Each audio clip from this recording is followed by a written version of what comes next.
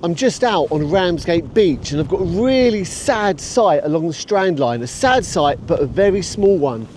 All along the Strand line here, where the tide is coming high, we've got absolutely thousands and thousands of small little mussels that have washed up.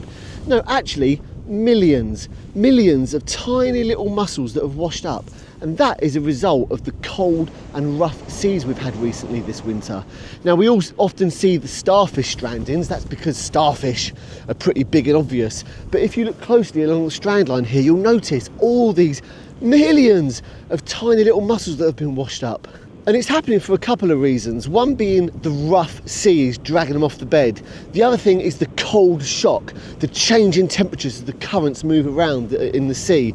And the other thing is the matting effect. Now, mussels grip on to the chalk reef in a mat, and they use something called a byssal thread, small threads that they have to cling onto each other. So as soon as that mat of mussels is lifted, it often lifts all of them. So it's a real sad sight. You know, these things are kind of natural, nature's way, but mussels are struggling.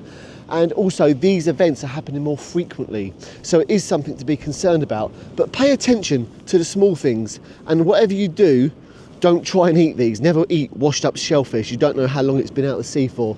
But yeah, a real sad sight along Ramsgate main sands.